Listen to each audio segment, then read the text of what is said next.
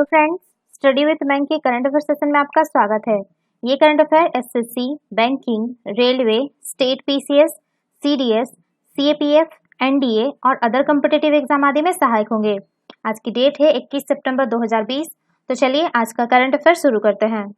आज का पहला प्रश्न है, हाल ही में भारत के कौन से हाईकोर्ट ने मध्य आय वर्ग के लोगों को कानूनी सलाह सहित सस्ता व सुलभ न्याय दिलाने के लिए आधिकारिक वेबसाइट लॉन्च की है? Option A Allahabad, option B Delhi, option C Kolkata, option D Bhubaneswar.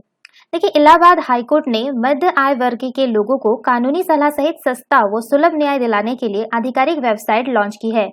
इसका नाम Allahabad high court middle income group legal and society है।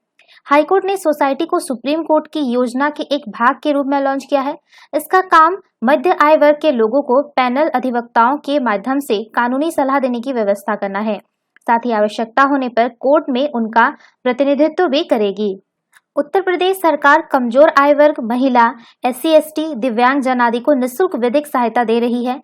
हाईकोर्ट की ओर से कहा गया कि मध्य आय वर्ग में उन्हीं को शामिल किया गया है जिनकी कुल वार्षिक आय 6 से 12 लाख रुपए के बीच में है।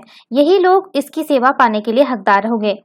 इस middle income group legal and society का काम होगा कि वो इसके हकदार लोगों को विधिक सहायता, उनकी काउंसलिंग, विधिक उपचार व आवश्यकता होने पर कोर्ट में उनका प्रतिनिधित्व कराएगी। यह लाभ हाईकोर्ट के अलावा मीडिएशन एंड कॉन्सिएशन सेंटर, ऑर्बिटेशन के मामलों में भी मिलेगा। तो इसका सही आंसर होगा ऑप्शन ए इलाहाबाद। चलिए नेक्स्ट क्वेश्चन पे चलते हैं। हाल ही में संयुक्त राष्ट्र ने सतत विकास लक्ष्य 2020 के युवा प्रणेताओं की सूची में किस भारतीय युवाओं को शामिल किया है? Option A Prakash Patnaik, option B MK Dutta, option C Vinay Kumar Chauhan, option D Udit Singhal. देखिए, भारत के 18 वर्षीय उदित सिंघल को संयुक्त राष्ट्र ने सतत विकास लक्ष्य 2020 युवा प्रणेताओं की सूची में शामिल किया है। विश्व के समक्ष पेश आ रही प्रमुख चुनौतियों से निपटने के प्रयासों में लगे युवाओं के कार्यों को प्रोत्साहन देने का यह अहम मंच है। सिंघल को सतत विकास लक्ष्य 17 युवाओं की सूची में शामिल किया गया है। उदित ग्लास टू सेंट के संस्थापक है, जो एक कचरा सहित पारिस्थितिक तंत्र के और इसमें दिल्ली के कांच के बढ़ते कचरे से निपटने की दिशा में काम कर रहा है। सिंघल ने एक बयान में बताया कि SDG के एक युवा प्रणेता के तौर पर वो बदलाव लाने की सक्रिय रूप से काम करेंगे।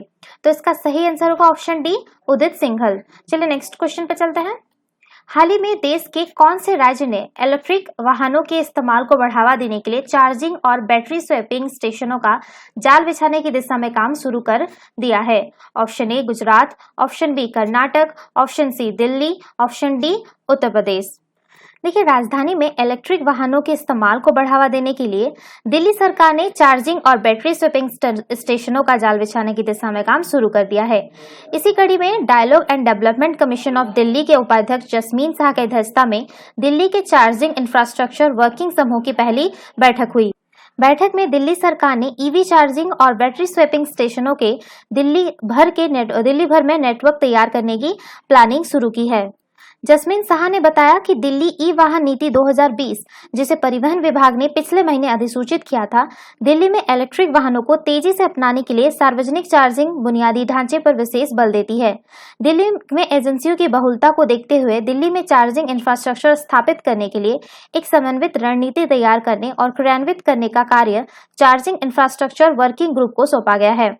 बैठक में DDCD उपाध्यक्ष के अलावा परिवहन आयुक्त, सचिव, NDMC, तीनों MCD के अतिरिक्त आयुक्त, निजी बिजली कंपनियों के CEO और बिजली विभाग DMRC दिल्ली ट्रांसको लिमिटेड के वरिष्ठ प्रतिनिधि मौजूद थे। एक चार्जिंग इंफ्रास्ट्रक्चर वर्किंग समूह बनाकर दिल्ली सरकार ने सहयोगात्मक तरीके से चार्जिंग इंफ्रास्ट्रक्चर के त्वरित रोल आउट पर काम शुरू करने के लिए दिल्ली की विभिन्न एजेंसियों और निजी बिजली कंपनियों को बोर्ड में लाया गया है। उन्होंने बताया कि दिल्ली सरकार शहर के प्रमुख स्थानों पर 200 सार्वजनिक चार्जिंग और बैटरी स्वैपिंग स्टेशनों की स्थापना के लिए एक समन्वित रणनीति शुरू करेगी। तो इसका सही आंसर होगा ऑप्शन सी दिल्ली। चलिए नेक्स्ट क्वेश्चन पे चलते हैं। हाल ही में ICC द्वारा जारी बल्लेबाजों की वनडे रैंकिंग में शीर्ष स्थान पर कौन सा खिलाड़ी रहा है? Option A Jonny Bairstow, option B Virat Kohli, option C Rohit Sharma, option D Ross Taylor.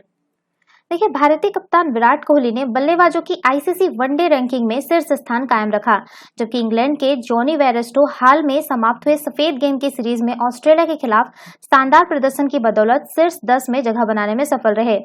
Kohli ने है 871 अंक और उप कप्तान जो है रोहित शर्मा, वो 855 अंक के साथ दूसरे पायदान पर है। कोविड-19 के कारण लगे ब्रेक के चलते पिछले कुछ समय से क्रिकेट नहीं खेल रहे थे, लेकिन उन्होंने रैंकिंग में अपना स्थान कायम रखा है। बेयरस्टो ने सीरीज में कुल 196 रन बनाए और अंतिम मैच में उन्होंने 126 गेंदों में 112 रन की पारी खेली, जिसमें वो शीर्ष 10 में फिर से प्रवेश करने में सफल रहे। बाबर आजम जो कि पाकिस्तान के बल्लेबाज है, वो तीसरे स्थान पर, रॉस टेलर जो न्यूजीलैंड के हैं वो चौथे स्थान पर, और फॉक डुप्लेक्स जो दक्षिण अफ्रीका के हैं वो 5वें स्थान पर हैं। तो इसका सही आंसर होगा ऑप्शन बी, विराट कोहली। चलिए नेक्स्ट क्वेश्चन पे चलते हैं। हाल ही में साइंस जर्नल नेचर पत्रिका में प्रकाशित एक लेख में विज्ञानियों ने एक ग्रह WD 1856b खोजा है। इस ग्रह को कौन सी स्पेस एजेंसी ने खोजा है? Option A, Russian Federal Space Agency, option B, National Space Administration of China, option C, Indian Space Research Organisation, option D, National Aeronautics and Space Administration. देखिए, ब्रह्मांड में पहली बार एक ऐसे विशालकाय ग्रह का पता चला है जो अपने से छोटे मृत सदृश तारे या व्हाइट ड्वार्फ का चक्कर लगा रहा है। बृहस्पति ग्रह के आकार का यह ग्रह धरती से 80 प्रकाश वर्ष की दूरी पर है। प्रकाश वर्ष दूरी नापने की सबसे बड़ी इकाई है। एक प्रकाश वर्ष का मतलब प्रकाश द्वारा एक वर्ष में चली गई दूरी होती है। प्रकाश की रफ्तार 3 लाख किलोमीटर प्रति सेकंड होती है। इस लिहाज से यह ग्रह धरती से बहुत दूर है। इस ग्रह की जानकारी साइंस जर्नल नेचर में प्रकाशित एक लेख से सार्वजनिक हुई है। विज्ञानियों ने इस ग्रह को WD 1856b नाम दिया है। यह ग्रह भी बृहस्पति के आकार का है, लेकिन यह जिस कक्षा में घूम रहा है वो बहुत छोटी है।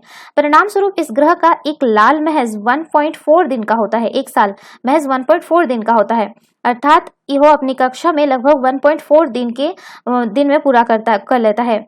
यह जानकारी अमेरिका की कंपास यूनिवर्सिटी के असिस्टेंट प्रोफेसर इयान क्रॉसफील्ड ने दी। एक अध्ययन में शोधकर्ताओं ने पाया कि इस ग्रह की बाहरी परत लाल रंग की है और इसके भीतरी भाग में घना कोहरा सा छाया हुआ है।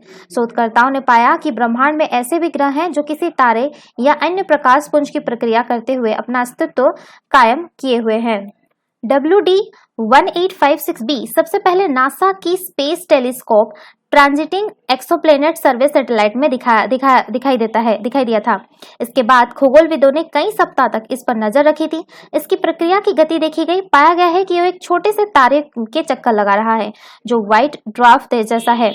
यह तारा कुछ वैसा ही है जैसा कि विज्ञानी सूर्य के 5 अरब साल बाद एक छोटे से तारे में तब्दील होने की आशंका जताते हैं। तो इसका सही आंसर होगा option D, National Aeronautics and Space administration यानी नासा। चलिए नेक्स्ट क्वेश्चन पर चलते हैं। हाल ही में नौसेना के ऐतिहासिक लड़ाकू विमान वाहक पोत, जिसे ग्रैंड ओल्ड लेडी भी कहा जाता है, को नौसेना ने अपनी सेवा से मुक्त कर दिया है। इस लड़ाकू विमान वाहक पोत का नाम क्या है? Option A, INS Virat, option B, INS Vikramaditya, option C, INS Vikrant, option C, INS Chakra. देखिए, सबसे ज्यादा वक्त तक सेवा में रहने वाला INS विराट अपने आखिरी सफर पर मुंबई से गुजरात केलंग स्थित जहाज तोड़ने वाले यार्ड के लिए रवाना हुआ। नौसेना में विराट को ग्रैंड ओल्ड लेडी भी कहा जाता है।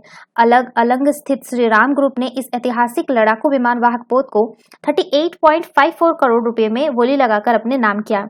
यह एक लौता लड़ाकू विमान वाहक पोत है जिसने ब्रिटेन और भारत की नौसेना में सेवाएं दी हैं। बात करें विराट के बारे में, तो विराट सेंटोर श्रेणी के लड़ाकू विमान वाहक पोत है। 226 मीटर लंबे और 49 मीटर चौड़े इस युद्धपोत का वजन 27,800 टन है। 1984 में भारत ने इसे खरीदा और मई 1987 में इसे भारतीय नौसेना में शामिल किया गया। ध्यान रखिएगा, ये ब्रिटेन से खरीदा गया था, ठीक है, ब्रिटेन से खरीदा गया था 1984 को, और 1987 को इसने भारत के साथ काम करना शुरू किया, ठीक है, शामिल किया गया। यहाँ इसकी INS विक्रांत के साथ जोड़ी बनी। 1997 में विक्रांत की सेवानिवृत्ति के बाद करीब 20 साल यह अकेले ही भारत की समुद्री सीमाओं का प्रहरी बना। मार्च 2020 में इसे मुक्त कर दिया गया। बात करें इसके ब्रिटेन के साथ इतिहास के, तो भारत से पहले ब्रिटेन की रॉयल नेवी के HMS हर्मिस के रूप में 25 साल अपनी सेवाएं दे चुका था। ब्रिटेन की रॉयल नेवी का हिस्सा रहने के दौरान प्रिंस चार्ल्स ने इसी पोत पर नौसेना अधिकारी की अपनी ट्रेनिंग पूरी की थी। फॉकलैंड युद्ध में ब्रिटिश नेवी की तरफ से इस युद्ध में महत्वपूर्ण भूमिका निभाई थी। विराट ने देश के लिए कई बार महत्वपूर्ण भूमिका निभाई है। विराट की रॉयल नेवी के साथ इसके फॉकलैंड युद्ध में महत्वपूर्ण भूमिका निभाई थी। जुलाई 1986 में श्रीलंका में शांति स्थापना के लिए ऑपरेशन जुपिटर में हिस्सा लिया था। 2001 में संसद हमले के बाद ऑपरेशन पराक्रम में अहम भूमिका निभाई थी। तो इसका सही आंसर होगा ऑप्शन ए, INS विराट। चलिए नेक्स्ट क्वेश्चन पे चलते हैं। हाल ही में केंद्रीय पर्यावरण मंत्री प्रकाश जावड़ेकर ने इंटरनेशनल कोस्टल क्लीनअप डे के अवसर पर 8 समुद्री तटों को ब्लू फ्लैग के दर्जे में शामिल करने की सिफारिश की है। ब्लू फ्लैग कौन सी संस्था के द्वारा प्रदान किया जाता है? Option A, United Nations environment programme. Option B, the world meteorological organisation. Option C, foundation for environmental education. Option D, united national फेमो कन्वेंशन ऑन क्लाइमेट चेंज। ये समुद्री तटों को पर्यावरण के लिहाज से स्वच्छ और सुरक्षित बनाने को लेकर छिड़ी मुहिम के बीच पर्यावरण मंत्रालय ने देश की 8 समुद्री तटों को अंतर्राष्ट्रीय ब्लू फ्लैग के दर्जे में शामिल करने की सिफारिश की है। यह दर्जा उन्हीं समुद्री तटों को मिलता है जो साफ सुथरे होने के साथ हर तरह से सुरक्षित होते हैं। साथ ही उनका रखरखाव और प्रबंधन भी बेहतर होता है। जिनकी सिफारिश की गई है उनमें गुजरात के शिवराजपुर, उड़ीसा का गोल्डन तट, केरल का कप्पड़, आंध्र प्रदेश का रूसीकोंडा, कर्नाटक का बंधुबिद्री और कसरकोद के साथ अंडमान एवं निकोबार और दमनोद्वीप के एक तट है। अब तक देश में एक भी तट को यह दर्जा प्राप्त नहीं हुआ है। बात करिए ब्लू फ्लैग के बारे में, तो ब्लू फ्लैग किसी भी समुद्री तट यानी बीच को दिया जाने वाला एक खास तरीके का प्रमाण पत्र होता है जो फाउंडेशन फॉर एनवायरमेंटल एजुकेशन नामक एक अंतर्राष्ट्रीय गैर सरकारी संगठन द्वारा दिया जाता है। इस संगठन का उद्देश्य पर्यावरण जागरूकता के जरिए सतत विकास को बढ़ावा देना है। डेनमार्क के कोपेनहेगन शहर स्थित एक संगठन द्वारा ब्लू फ्लैग सर्टिफिकेट की शुरुआत वर्ष 1985 में की गई थी। इसके अलावा यह संस्था 4 अन्य कार्यक्रम भी चलाती है जिसमें Eco Schools, Young Reports for the Environment, Learning for Forest और ग्रीन की इंटरनेशनल शामिल है। तो इसका सही आंसर होगा option C, foundation for environmental Education. चलिए नेक्स्ट क्वेश्चन पे चलते हैं। हाल ही में भारतीय क्रिकेट कंट्रोल बोर्ड BCCI ने देश के कौन से देश के क्रिकेट बोर्ड के साथ संबंधों को बढ़ावा देने के लिए समझौता ज्ञापन पर हस्ताक्षर किए हैं? Option A, England. Option B, Emirates. Option C, Australia. Option D, दक्षिण अफ्रीका। देखिए, भारतीय क्रिकेट कंट्रोल बोर्ड और अमीरात क्रिकेट बोर्ड ने दोनों देशों के बीच क्रिकेट संबंधों को बढ़ावा देने के लिए एक समझौता ज्ञापन और मेजबान समझौते पर हस्ताक्षर किए हैं। मेजबानी समझौते में UAE को अगले IPL और इंग्लैंड के साथ होने वाली घरेलू सीरीज के लिए विकल्प के तौर पर लिया गया है। इस बारे में कोई आधिकारिक घोषणा नहीं हुई है, लेकिन समझौते का मतलब यह है कि अगले 6 महीने में होने वाला IPL 2021 दोबारा से UAE में ही हो सकता है। और अगर कोरोना की वजह से भारत में परिस्थितियां ठीक नहीं होती है, हालांकि अगर कोविड-19 के मामले जनवरी तक ऐसे ही रहे तो ऐसा है कि 2021 का भी IPL यहीं पे होगा। तो इसका सही आंसर होगा ऑप्शन बी, अमीरात। चलिए नेक्स्ट क्वेश्चन पे चलते हैं। हाल ही में जारी पहली फीफा पुरुष विश्व रैंकिंग में भारत कौन से स्थान पर है? Option A 110, option B 125, option C 108, option D 129। देखिए, कोरोना वायरस के कारण बंद फुटबॉल गतिविधियां सितंबर में बहाल हुई और महामारी के बाद जारी पहली फीफा पुरुष विश्व रैंकिंग में 5 महीने बाद भी बेल्जियम शीर्ष पर कायम है। शीर्ष 4 स्थानों में कोई बदलाव नहीं हुआ है, जिसमें बेल्जियम के बाद 2018 विश्व कप विजेता फ्रांस, ब्राजील और इंग्लैंड शामिल है। वही भारत की फीफा रैंकिंग 108 है। तो इसका सही आंसर होगा ऑप्शन सी, 108। चलिए नेक्स्ट क्वेश्चन पे चलते हैं। हाल ही में भारत सरकार का कपड़ा मंत्रालय कपड़ा क्षेत्र में क्षमता निर्माण के लिए कौन सी योजना का क्रियान्वयन कर रहा है? ऑप्शन ए, कल्याण योजना। ऑप्शन बी, अरुण योजना। ऑप्शन सी, आदर्श योजना। ऑप्शन डी, समर्थ योजना।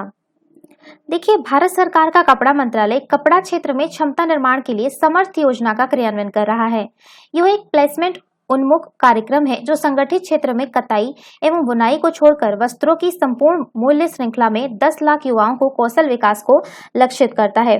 समर्थ योजना की कुछ उन्नत सुविधाओं में प्रशिक्षकों का प्रशिक्षण, आधार सक्षम बायोमेट्रिक अटेंडेंस सिस्टम, प्रशिक्षण कार्यक्रम की सीसीटीवी रिकॉर्डिंग, हेल्पलाइन नंबर के साथ समर्पित कॉल सेंटर, मोबाइल ऐप आधारित प्रबंधन प्रणाली और प्रशिक्षण प्रक्रिया की ऑनलाइन निगरानी शामिल है। समर्थ योजना के तहत 18 राज्य सरकारों को पारंपरिक एवं संगठित क्षेत्र में प्रशिक्षण कार्यक्रम आयोजित करने के लिए 3.6 लाख लाभार्थियों को प्रशिक्षण लक्ष्य आवंटित किया गया है।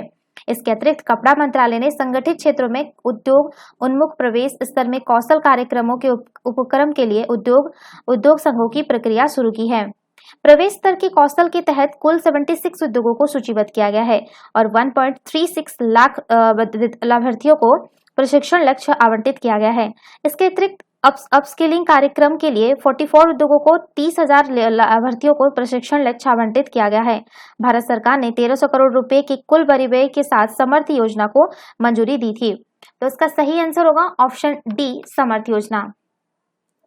तो ये थे आज के करंट अफेयर। वीडियो पसंद आया तो लाइक, शेयर और कमेंट करना ना भूले, साथ ही साथ चैनल को सब्सक्राइब करना ना भूले। Thanks for watching. Have a nice day. Take care.